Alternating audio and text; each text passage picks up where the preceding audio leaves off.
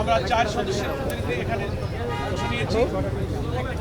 আমাদের সঙ্গে উপস্থিত ছিলেন জামাত ইসলামের সহকারী সেক্রেটারি জেনারেল এবং সাবেক সংসদ সদস্য হাবিবুর রহমান আজাদ, আরেকজন সহকারী secretary general advocate Muazzem Hossain Helal, আরেকজন সহকারী সেক্রেটারি জেনারেল ফয়সাল জুবায়ের।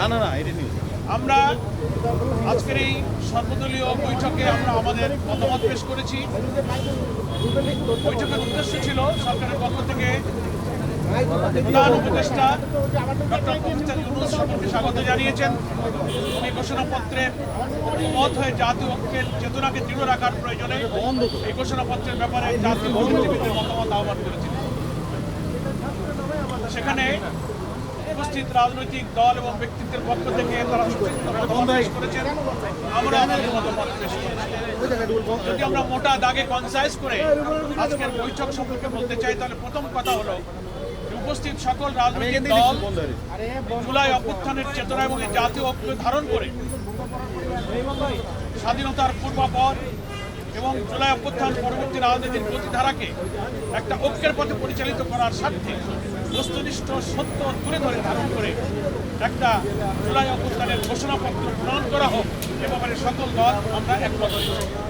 এটা হল প্রথম কথা। দ্বিতীয় হচ্ছে, এই ঘোষণাপত্র চূড়ান্ত করার জন্য 2 দিন আগ থেকে সরকারের পক্ষ থেকে তাদের প্রতিনিধিরা রাজনৈতিক দলের কাছে যে ঘোষণাপত্রের খসড়া পেশ করেছিলেন, সেই খসড়াগুলো সবাই সময় মতো পায়নি। যারা পেয়েছেন তারা এখন অল্প সময় হাতে করে পেয়েছেন, দলীয় ফোরামে আলোচনা করার সুযোগ পাননি।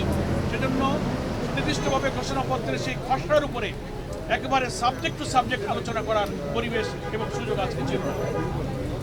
সংস্কার এবং ঘোষণাপত্র ইত্যাদি বিষয়ে টোটাল কাঠামোগত ব্যাপারে, তার থিমের ব্যাপারে, দর্শনগত ব্যাপারে, এর হোমওয়ার্ক কীভাবে হওয়া উচিত, কেন এটার প্রয়োজন হলো, এই সমস্ত সামগ্রিক কিছু আলোচনায় রাজনৈতিক নেতৃবৃন্দ অংশগ্রহণ করেছে।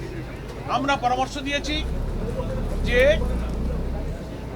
সরকারের এমন একটা মূল্যবান দলিল তৈরির পেছনে কোনো অস্থিরতা, কোনো অসঙ্গতি, কোনো সমন্বয়হীনতার প্রয়োজন নেই। স্থিরভাবে আমাদের এই ঘোষণাপত্র প্রণয়নের জন্য প্রত্যেকটি রাজনৈতিক দলের সঙ্গে সরকারের এক্সচেঞ্জ অফ ভিউজ হওয়া দরকার, মত বিনিময় হওয়া দরকার।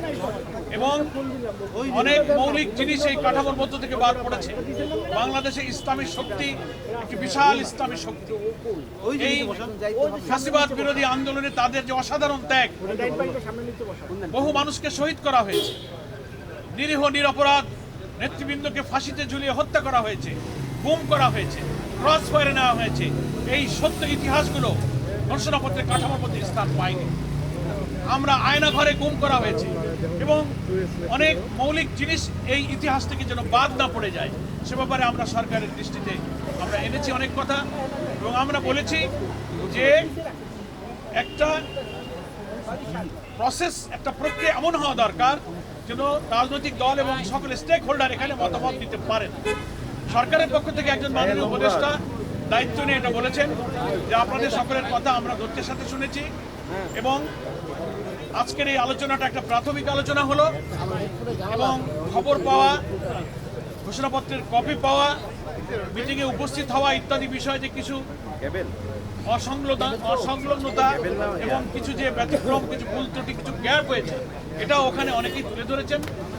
সরকারের পক্ষ থেকে মাননীয় একজন উপদেষ্টা এটা স্বীকার করেছেন যে সময়ের সীমাবদ্ধতার কারণে, আমাদের অনেকটা তাড়াহুড়োর কারণে আমাদের কিছু গ্যাপ হয়েছে। তো আজকে এই বৈঠকটা প্রাথমিক বৈঠক। আজকে আপনারা যে মূল্যবান মতামত দিলেন, এটাকে কনসাইজ করে আমরা আবার আপনাদের সেকেন্ড পেজে আপনাদের সঙ্গে মত বিনিময়ের জন্য আপনাদেরকে আমরা আহ্বান করব। তখন সকলের মতামতের ভিত্তিতে জাতীয় ঐক্য যেন বিনষ্ট না হয়, এত রক্তের বিনিময়ে অর্জিত আমাদের এই নতুন বাংলাদেশ, এই নতুন স্বাধীনতার যে রাজনৈতিক চেতনা, যে ঐক্য, এটা যেন ধরে রাখতে পারি, ঘোষণাপত্রটা তার মধ্যে যেন প্রতিফলন ঘটে। এইভাবেই দ্বিতীয় ফেজে আবার সরকারের পক্ষ থেকে রাজনৈতিক দলগুলোর সঙ্গে মত বিনিময় করা হবে এবং ঘোষণাপত্র একটা প্রস্তুত করা হবে ইনশাআল্লাহ। এবং আমরা আশা করি সেই আহ্বান পেলে জামাত ইসলামী অন্তর্বর্তীকালে এই সরকারকে নতুন বাংলাদেশ নির্মাণে যেভাবে সহযোগিতা করে যাচ্ছে, এমন আহ্বান পেলে জামাত ইসলামী সরকারের এই কাজেও সহযোগিতা করতে প্রস্তুত আছে। ধন্যবাদ।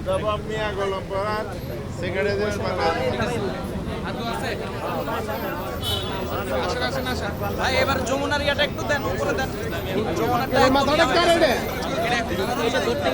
আজকে একটু খালি আপনাদের সামনে এখন উপস্থিত আছেন ইসলামী আন্দোলন বাংলাদেশ